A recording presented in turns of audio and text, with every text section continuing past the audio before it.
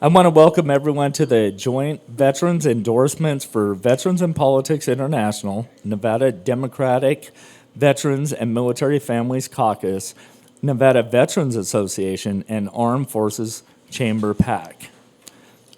I just want to thank both candidates very much for coming. I appreciate it, and I'm sorry, I'm a little tired, so it's been a long day, but very appreciative. Now I want to just send it over to our moderator. Thank you guys for coming to the interview tonight. My name is Chelsea Fisher. I know you have met me before. I currently serve on Nye County School Board, Trustee District 5. I am also a candidate for State Senate, and I am also a veteran. I would like to take a moment and thank our sponsors, DB's Cajun Kitchen, Stephanie Phillips, U.S. Senate candidate, Ava Bravo, Las Vegas Justice of the Peace, Department 2 candidate, Heather Calgary Fleming, Esquire, Levi Schultz, U.S. Congress, District 4 candidate, Christian Bishop, Nevada State Senate District candidate. And now I'm going to explain the interview process, and if you guys have any questions before we start, feel free to ask. So first we're going to start off. You guys are going to introduce yourselves by giving your name, position, and the organization. I'm sorry. It's been a long day. The panel members will introduce themselves by giving their name, position, and the organization they represent. Then each candidate will be given 45 seconds to introduce themselves. Please include why you are running and why are you seeking their endorsements. Please remember that this is an interview, not a debate. So when asked a question from a panel member, you will please direct your answer towards the panel members only. When a panel member asks you a question, you have 45 seconds to answer. With 15 seconds left, you will see the yellow card. And when your time is up, you will get the red card. Please do not go past when that red card is raised. In the end, candidates will be given 45 seconds for a closing statement. Do you guys have any questions? Thank you. Yourself. Okay. Thank you. My name is Katrin Ivanoff. In the political circles, I'm known as Mrs. Fix-It. I come from a communist country, and I don't like what I see right now. I am unhappy with both sides of the aisle because the issues that I'm fighting for, I believe they are non-political. I am for school choice. I am for stricter penalty for criminals. I am for supporting our police, and I'm mainly for transparency and accountability in the government.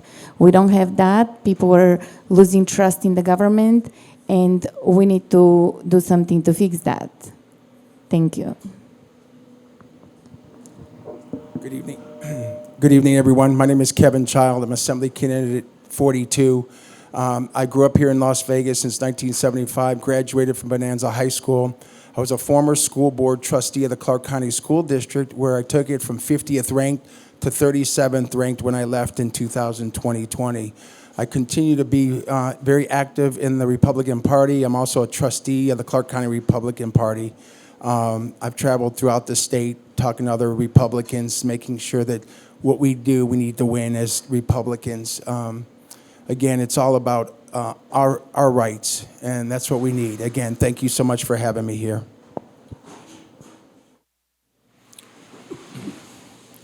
All right, well, I guess I'll start with the first question, and I'll introduce myself. Jim Jonas, Director of Veterans in Politics. So this question is for both candidates. I know it's hard to do in 45 seconds, but please explain exactly what the role is of a Nevada State Assembly person and their constitutional authorities within the state. Mrs. Fix-It, if you want to start. What was the second part of the question? No, what are your constitutional responsibilities within the state government? As an assembly person, we are in charge of creating laws for Nevada, and The one that I think our representatives are failing at the most is that we're in charge of the voting laws, and at the moment, the previous assembly made voting cheating in voting absolutely legal. They're not asking for IDs, and 80% of the people, regardless of the party, want IDs. So we're going to be making laws for Nevadans. Thank you. Our role is to make sure that we have laws in place to make sure that we have boundaries. And that's what our biggest thing is as assembly people. And to bring we have a couple laws that we can bring forward. And our biggest thing is to pass those laws. And we have to caucus with our own party or with the other side also to get laws passed. Again, I appreciate you guys having us here, and thank you for what you guys do.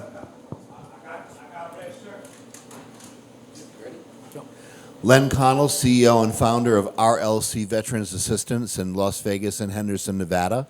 My question for the candidates is two pieces of legislation are going through at a national level, but they do affect Nevada veterans, and I'm going to hypothetically give you a choice. If A law was passed that made it illegal for veterans to pay any money whatsoever to anyone to obtain their VA disability benefit awards, and they would have to do business only with the VA and only with the volunteer organizations called Veteran Service Organizations, which are places like American Legion, VFW, etc.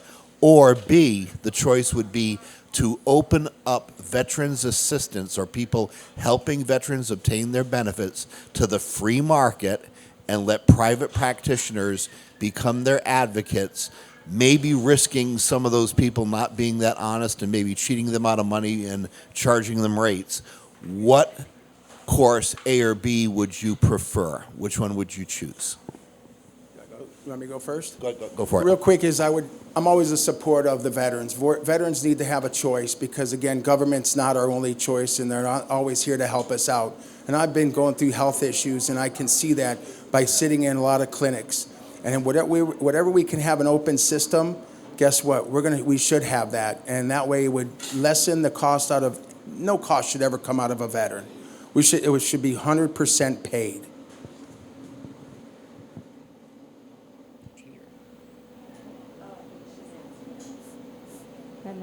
Hello.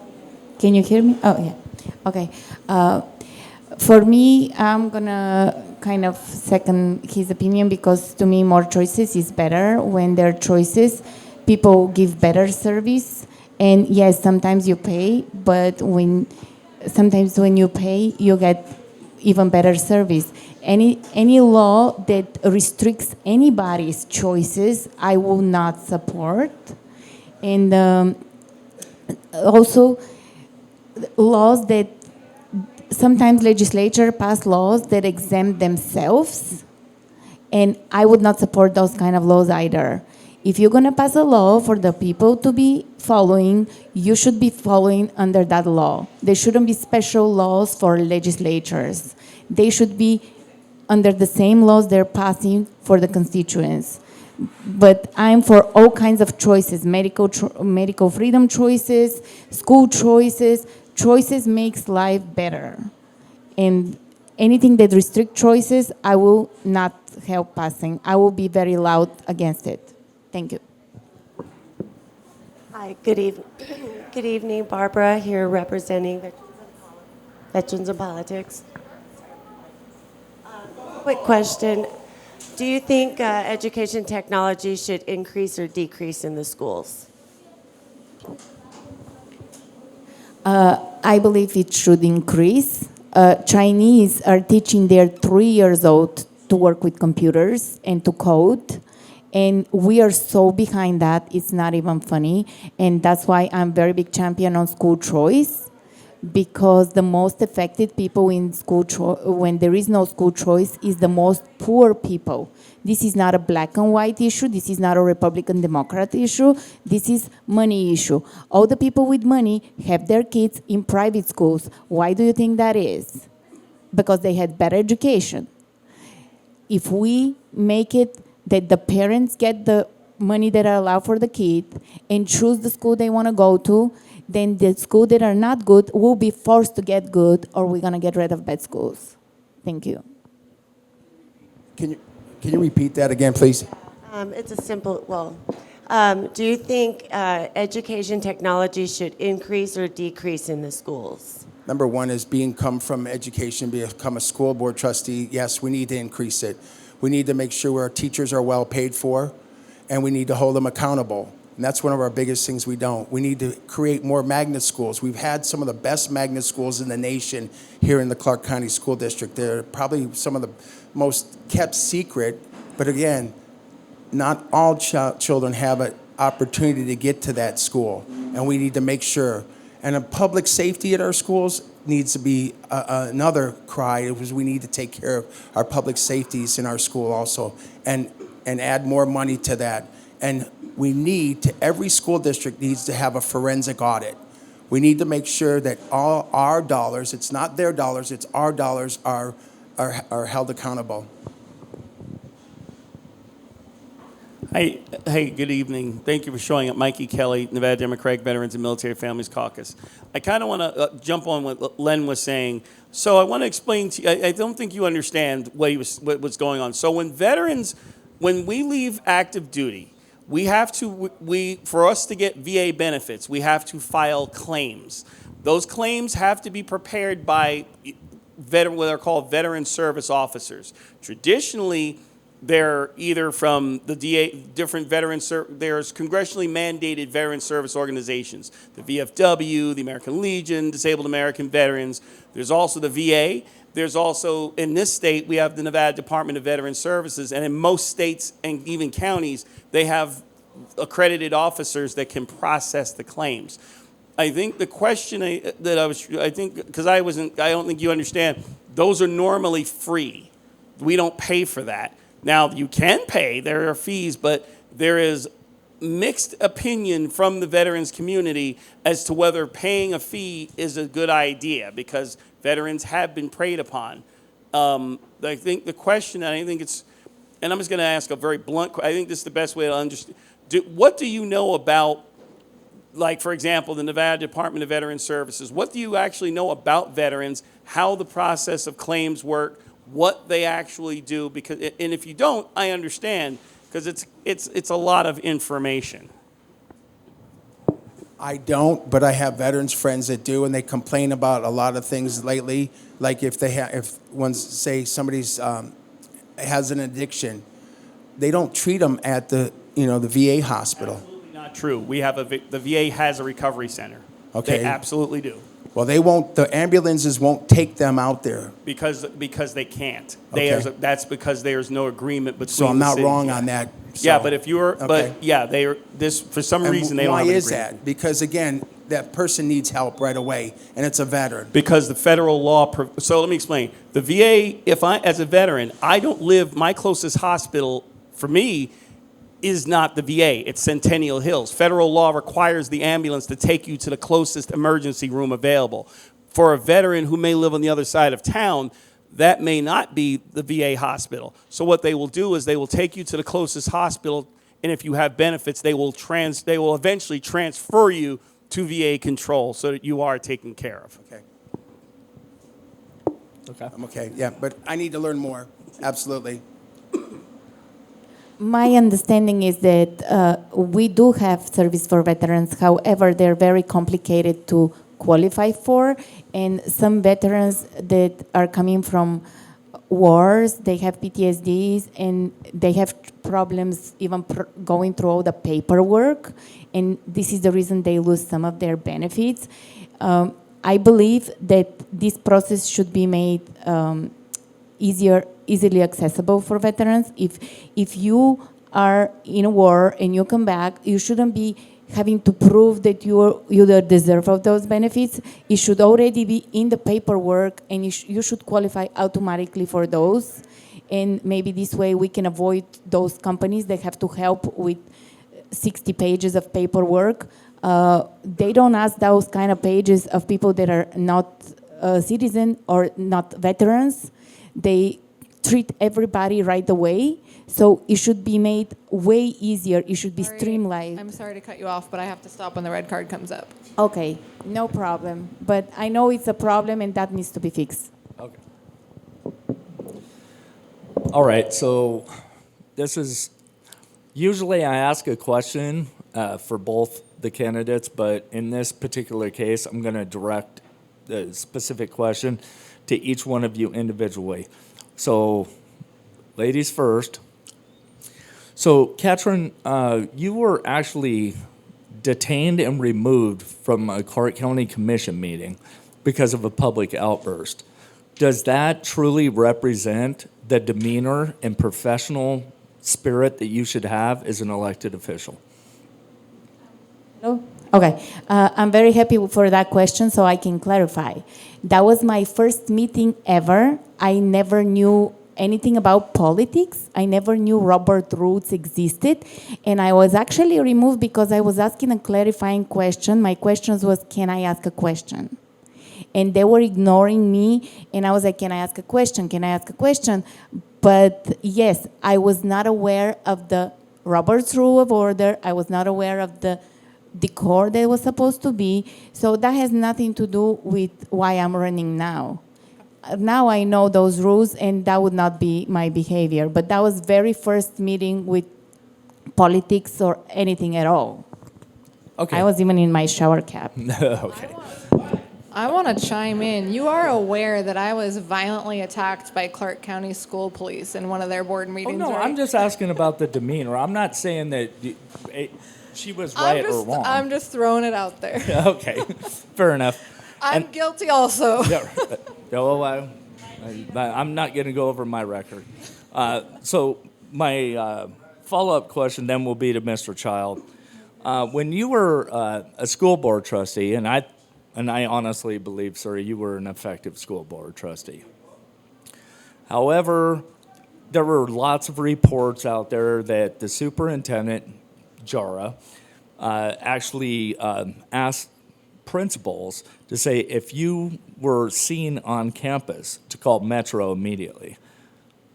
Is that the proper demeanor for a public servant? First of all, it was Skorkowski that tried to keep me out of the schools, but he has no business to. The superintendents work for us, the school board trustees.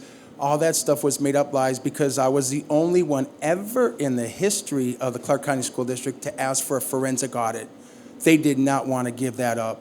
And that was 4 trustees, tried to lie about everything. I sat in front of every camera, 5, 3, 8, and 13, and answered any question that, even in front of you guys. I had no problem. I'm out there to fight for these kids, and I'm out here to fight for the families.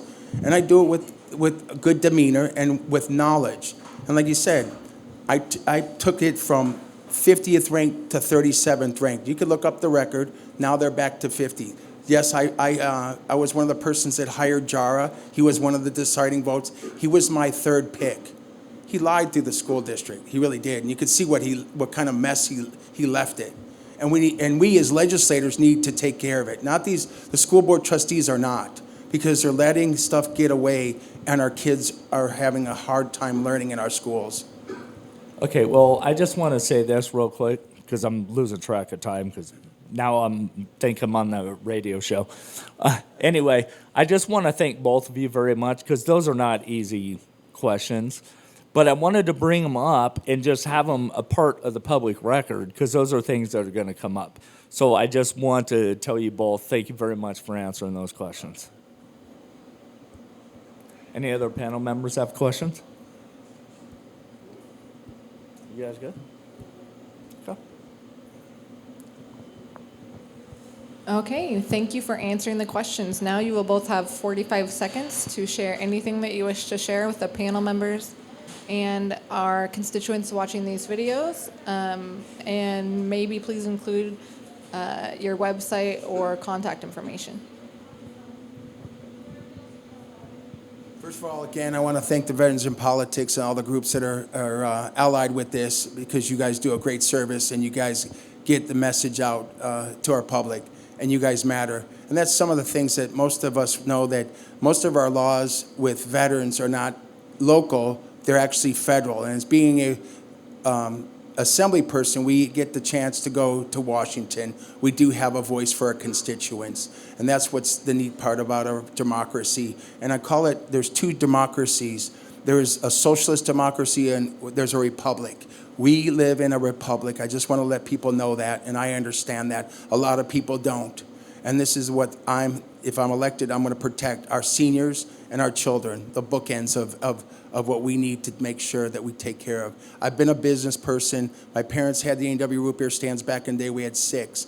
I'm a licensed real estate agent for over 22 years. I love this town, and I love to serve. So again, thank you for having me. My website is mrsfixit.us, mrsfixit.us. If you are not in my assembly district and you cannot vote for me, please donate. And if you can vote for me, please vote. I wanted to mention there are other things. I am familiar with the group called the Invisible Enemy.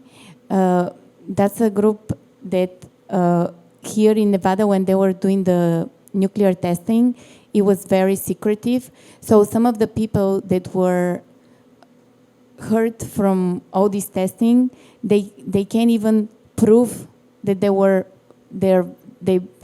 qualify for veteran benefits because it was so secretive.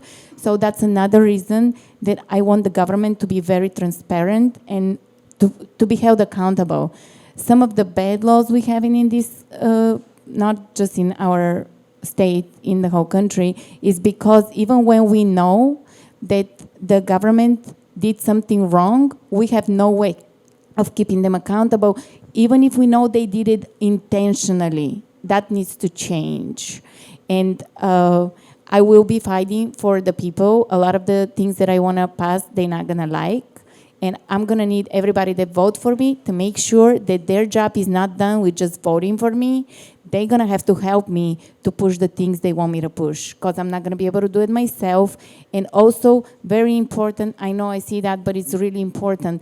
The governor is one vote away of losing his veto. You need to vote for Republicans so he can keep the veto, because he made 75 laws veto. All of the tax laws that they try to increase the taxes. Okay. I just want to encourage more people to vote, because we're going to lose the veto and we're going to get taxed to no return. So people need to think about that. Thank you. Thank you. Thank you. That was definitely way over the red card, but thank you. Thank you both for coming, and I wish both of you luck on the endorsement tonight. At this time, I would like to thank our sponsors, DB's Cajun Chicken, Stephanie Phillips, U.S. Senate candidate, Ava Bravo, Las Vegas Justice of the Peace, Department 2 candidate, Heather Calgary Fleming, Esquire, Levi Schultz, U.S. Congress, District 4 candidate, Christian Bishop, Nevada State Senate District candidate. That concludes our interviews. Thank you both for coming, and good luck.